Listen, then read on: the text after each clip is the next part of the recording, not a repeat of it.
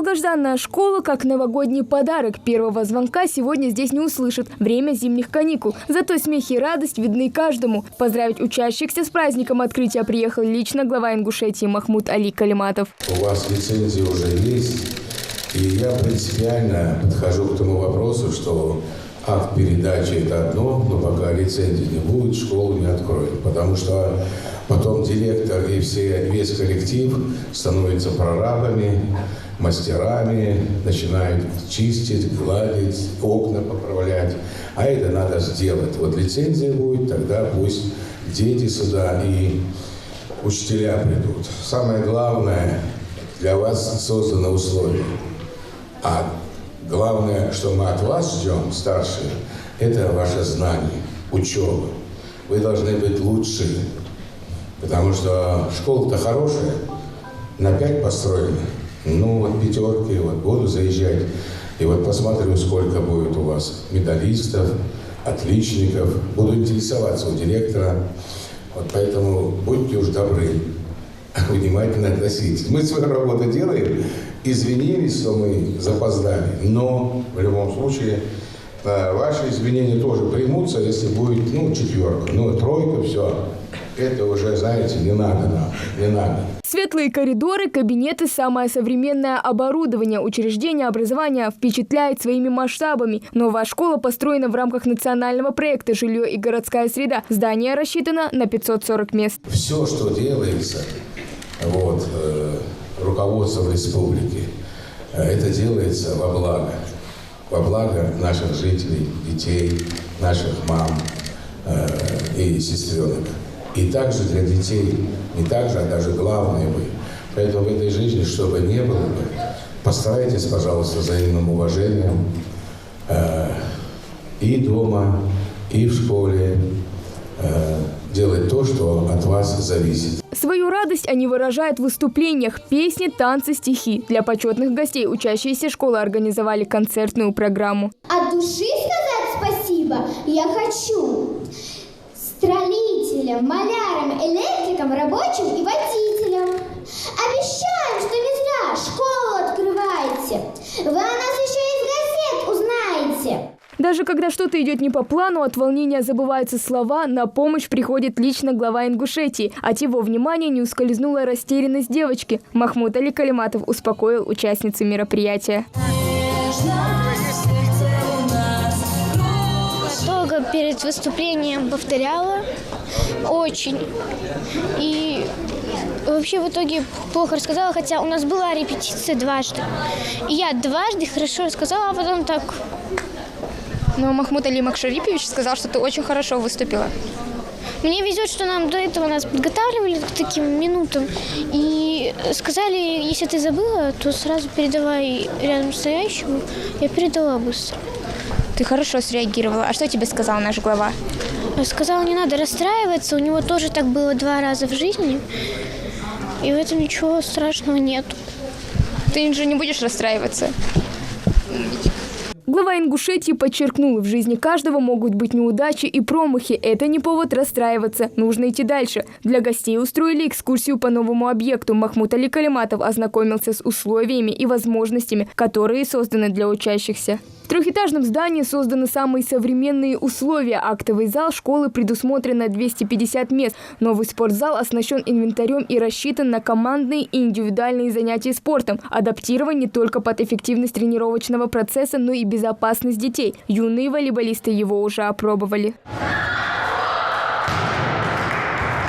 Нравится спортзал, мы с друзьями здесь играем. Для всех учащихся, и нас это большой подарок. А еще кабинет стоматолога, медсестры и библиотека. Отдельного внимания заслуживает класс английского языка. В скором времени здесь появятся лингофоны, необходимые для углубленного изучения языка. Теперь остается только учиться. Мне тут очень понравилось. Тут есть очень большой актовый зал. И сама школа очень большая. Я буду учиться на отлично. Здесь очень хорошая столовая, шикарный спортзал. Есть у нас площадка мини-футбола. Есть очень хороший медицинский кабинет с хорошим оборудованием. Очень хорошее оборудование у нас в столовой. Очень много хороших кабинетов. Кулинарные есть у нас, да, вот мастерская кулинария есть, да. Деревообрабатывающие, металлообрабатывающие есть мастерские. Я считаю, что да, потому что многие дети мечтают об этом и по образованию и так далее. Я очень надеюсь, что мы можем дать детям то, чего они хотят получить. Для младших группа продленного дня. Старшим предлагают факультативы по самым разным предметам. Условия позволяют обучать детей не только знаниям, но и творчеству. А в этом кабинете юные мастерицы смогут научиться вязать и шить. Для этого здесь есть все необходимое: гладильные доски, утюги, швейные машинки и даже оверлок. В общем, обучение в радость. В общем, праздник для всех и каждого, особенно для родителей. Айшат Сычуева признается, раньше ее внукам приходилось ездить в соседнюю школу и учиться в 2 смены. Занятия порой проходили сокращенно. Старший внук за 3 года обучения поменял столько же школ. Теперь все эти проблемы в прошлом. Я уже, конечно, 4 года жду эту школу. Внуки у меня тут будут ходить, конечно, переживали. Транспорт нанимали, то на такси. Ездили в другую школу, отвозили детей. Сейчас, конечно, мы рады. Мы рады до слез, конечно. Под носом школа. Мы вот тут живем в саде. Так что спасибо, кто это все организовал, сделал. У нас очень грамотный директор тут, Лейла Берснакиевна. Мы благодарны ей и нашему главе республики.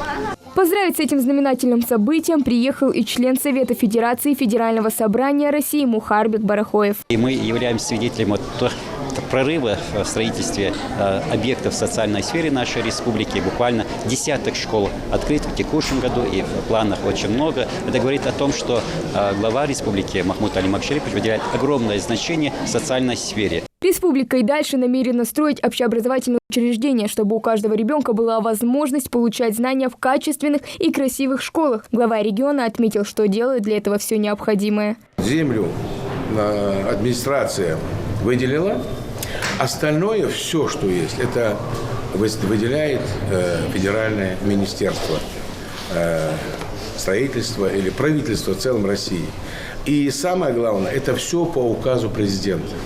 Мы все делаем. Нацпроекты – это лично его контроль. Потом демография, образование – это проекты, национальные проекты.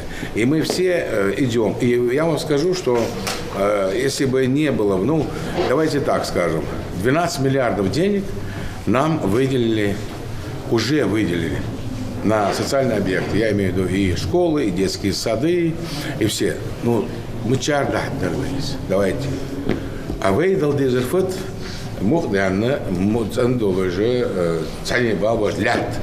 мы должны землю дать.